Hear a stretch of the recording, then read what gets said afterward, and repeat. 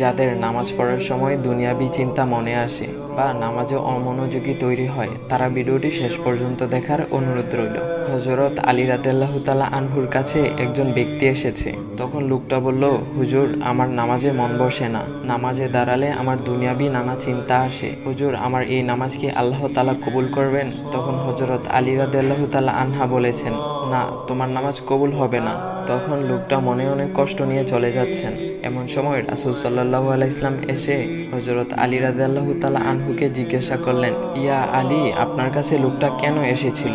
এসে দেখি মন খারাপ করে চলে গেল, কেন, কি হয়েছে আমাকে বলুন। তখন আলী রাদিয়াল্লাহু তাআলা আনহু বলেন, তিনি আমার কাছে জানতে এসেছেন যে নামাজে দুনিয়াবি চিন্তা আসলে নামাজ হবে কিনা।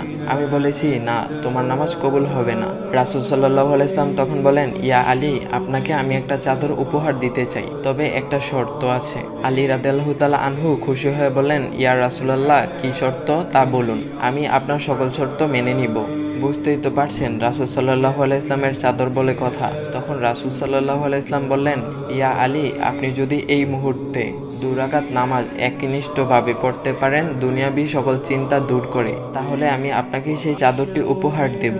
আলী রাদিয়াল্লাহু তাআলা আনহু বলেন, এটা তো সাধারণ ব্যাপার। আলী রাদিয়াল্লাহু তাআলা আনহু তখন নামাজে দাঁড়িয়ে গেলেন আর তিনি নামাজ পড়তে শুরু করলেন।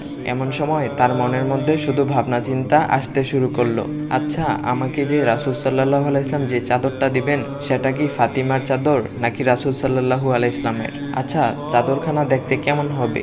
এই বিভিন্ন বিষয় নিয়ে ভাবতে লাগলেন। তিনি ভুলেই গেছেন যে দুনিয়াবি চিন্তা নামাজে আনতে রাসূল সাল্লাল্লাহু আলাইহি ওয়াসাল্লাম নিষেধ করেছেন। এর মধ্যে আলী রাদিয়াল্লাহু তাআলা আনহুর নামাজ পড়া শেষ। আলী রাদিয়াল্লাহু তাআলা নামাজ শেষ করে রাসূল সাল্লাল্লাহু আলাইহি ওয়াসাল্লামকে বলতেছেন, ইয়া রাসূলুল্লাহ, আমি আপনার শর্ত মেনেছি, এখন আমাকে চাদরখানা উপহার দেন। রাসূল সাল্লাল্লাহু আলাইহি ওয়াসাল্লাম বলেন, ইয়া আলী, আপনি কি একনিষ্ঠভাবে দুনিয়াবি চিন্তামুক্ত ছাড়া 2 রাকাত নামাজ পড়েছেন? তখন আলী রাদিয়াল্লাহু তাআলা আনহা মুচকি হেসে বললেন, না ইয়া রাসূলুল্লাহ, আমি আপনার চাদর নিয়ে অনেক কিছুই ভেবেছি।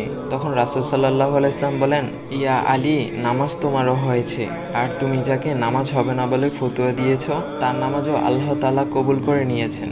শোনো আলী, দুনিয়াবি চিন্তা দ্বারা নামাজ বাতিল হয় না, নামাজ মহান আল্লাহ তাআলা কবুল করে নেন।